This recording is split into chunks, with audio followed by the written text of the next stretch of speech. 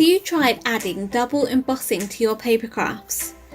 You can easily combine dry and heat embossing to create fun and stylish embossed cards with that extra step that takes your cards up a notch. Heat embossing allows you to add colour and highlight dry embossing, and there are many ways you can do that. Today I'm showing you how you can create 4 cards with 3 different techniques. As always, there's so many colour combinations you can go with due to the whole range of colour powders at your disposal. I'm Verity and welcome to the channel. Make sure you subscribe so you don't miss out on my next video. The first technique combines heat embossing with embossing folders as the dry embossing aspect. Embossing folders have 2 sides, one that has a small raised areas of the design pattern and the other side with small recessed areas of the design pattern. For the first card, we are going to use the side that has the raised design pattern. This will emboss into the card, but if we add embossing ink onto the folder prior to dry embossing, we can create a faux letterpress look. So I'm adding clear, ultra slow drying embossing ink from WOW to the side with the raised design pattern. Make sure you lightly tap the pad down to transfer the ink onto the folder. Do not smush or press down hard, as this is going to transfer ink to the folder in the areas around the design pattern where we don't want it to.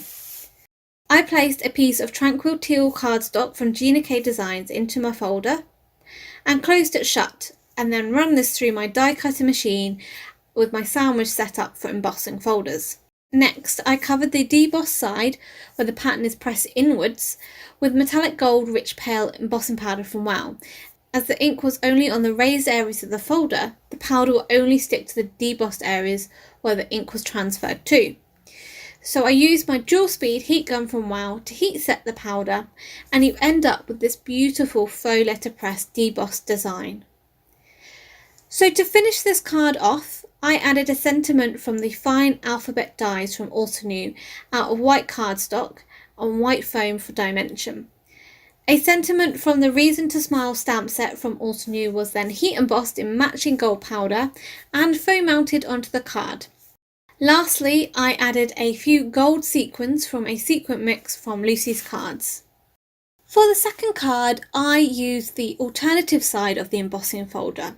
So this time I added embossing ink to the side where the design pattern is recessed into the folder and you have a larger area of raised plastic.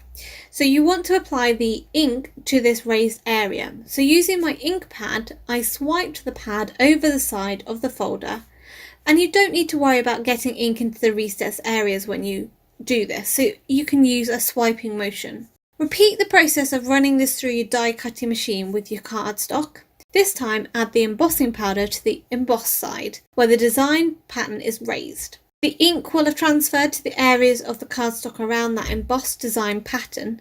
So once you've heat set this, you get a lovely metallic embossed background with the dry embossed design remaining as the coloured cardstock.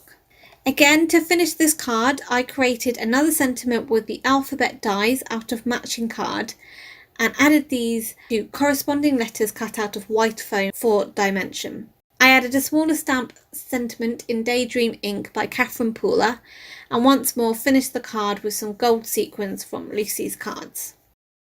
So both of these cards use an embossing folder to transfer your embossing ink to add some heat embossing detail to your dry embossed areas.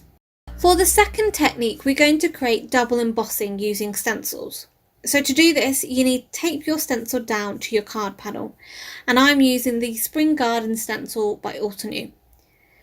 To dry emboss the stencil, you need to use a rubber embossing mat. So this is a flexible mat to run through your die cutting machine. You could also use a sheet of fun foam. Now place your card and your stencil onto your embossing mat and place a cutting mat over the top. You need to run this through your die cutting machine as though it's set up to emboss your dies. So just refer to your die cutting machine's manual to work out what sandwich you need. You may also need to add a few shims to your sandwich depending on your machine and how much pressure it gives. When this comes out of your machine, you will see that your stencil design has then embossed into your cardstock. But before we remove the stencil, we are going to add some embossing ink over the stencil so we can add some heat embossing. Now I wanted to add a heart mask to add a shaped design to my heat embossing. And so I placed this down and then smooshed my ink pad down over the stencil to transfer the ink. Then I removed the stencil and covered this with embossing powder. So I'm using Long Island teal embossing glitter. To heat set embossing glitter, it's really useful and best to heat from underneath. This allows your embossing powder to start to melt and it will trap your glitter in it. But if you heat from the top, your gun will blow away some of the glitter before the powder's had a chance to melt and trap the glitter in it. To accentuate the shaped design more, I added the heart design back over the top to ink blend It's a Boy Catherine Pooler ink over the top. So the embossing powder is going to resist this ink and just colour the background of that shape. My ink blending brushes had some leftover yellow on them, so I ended up with a more teal aqua colour rather than the light blue It's a Boy should be, but it ties in quite well with the colour scheme. The card panel was added to a card base made out of tranquil teal cardstock, and again I finished this card off with a sentiment using the same alphabet dies. The heat embossing sentiment added was from the Thinking of You stamp set from Altenew, and I used Oceanic embossing powder from Wow. Finally, I added a few sequins from Trinity Stamps to finish the card off. This technique is great for adding detail to soft, subtle dry embossing from stenciling, and masking your heat embossing allows the emboss pattern to continue with more subtle tone-on-tone dry embossing for a continuous look. For the last technique, we're going to use dies to dry emboss and then heat emboss as well. So I'm using a couple of dies from Altenew's Layered Rose die set and grouped these in a way that was quite pleasing to the eye. To dry emboss the dies, we use the same sandwich as before when we emboss the stencil, but you won't use any of the shims because you don't want them to cause the die to start cutting into your cardstock or create cracking of the cardstock. Before you place the dies onto your card, we can add embossing ink to the die's cutting edge. So as with the first card, just apply the ink very lightly, tapping the pad down. You don't want to smush or press hard as this is going to transfer ink to areas of the die we don't want, and we only want to apply the ink to the cutting edge of the die design. Place your dies onto your cardstock with your cutting edge facing down. I did this over on my machine to the side so I didn't have to worry that whilst I was transferring my card over to the machine, the dies would move and transfer ink all over the place.